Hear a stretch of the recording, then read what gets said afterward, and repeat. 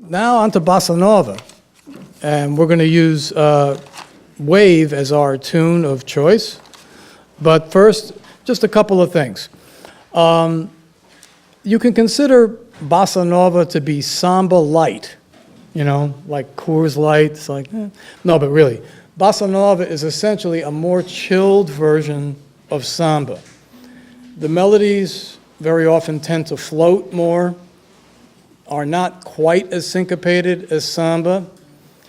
And I would have to say that harmonically, compared to traditional samba, Bossa Novas are harmonically more rich and enhanced. A lot of that has to do with, obviously, Jobim and Carlos Lira and all the great Bossa Nova composers. They were really into jazz. They listened to Debussy and Ravel, so they knew their harmony really well. So you get this combination of a slightly more syncopated aspect than samba canção, a faster tempo range between 63 and 80. Anyway, one quick thing. Most Brazilian music genres are written in 2/4 with 16th notes as the main subdivision. Jazz is written, and classical music is generally written in 4/4 with 8th note subdivisions. So it takes a while to feel a tempo like this, right? 1, 2, as opposed to 1, 2, 3, 4. It's a big difference in terms of your phrasing. So let's look at this this module here, and this is essentially, if you do the first 2 bars and then finish with the last bar, it'll sound like this. And again, we have the same voicing, right?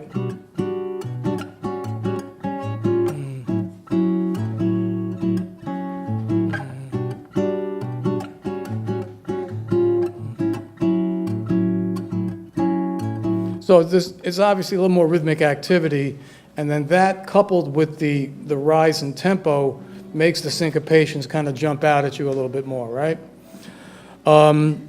So let's try it a little slower, okay? So 1, 2, 1, and 2, and.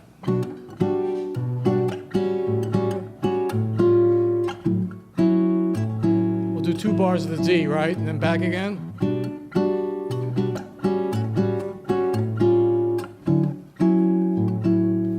Now here's a variation that has a little bit more going on. Check this one out, okay? I'll play it slow first. 1 and 2 and.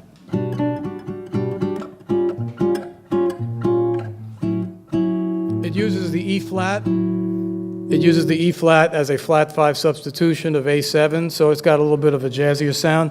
And then we've got more attacks, right?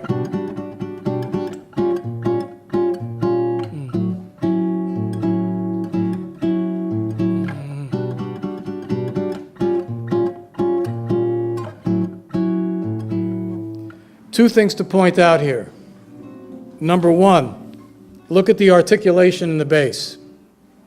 Short downbeat, long second beat. In a minute, when we go to samba, I'll show you that this comes from the surdo drum and the influence of how that affects the articulation on our 6th string. The tune that we're going to play, Joe and I, is Wave by Jobim, or Ondas. And the basic comping pattern that I have here is for the first 8 bars, and it sounds like this. So 1 and 2 and.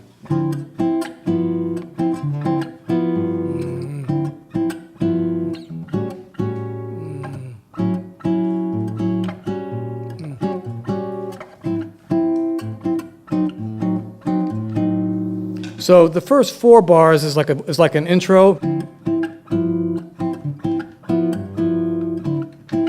You hear how short the downbeat is?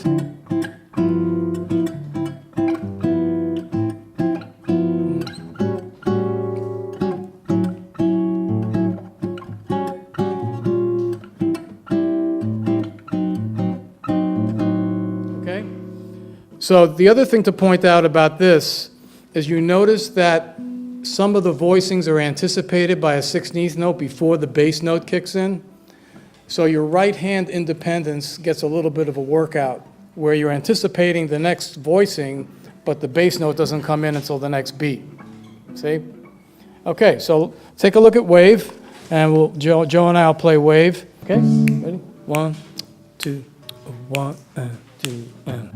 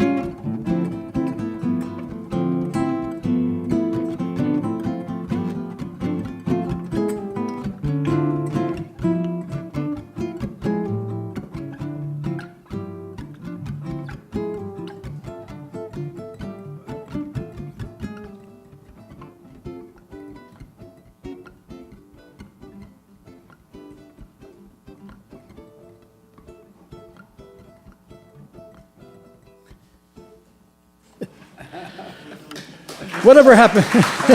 Yeah. Yeah, what we did was we went on the out head. We went to the bridge instead of playing the whole form.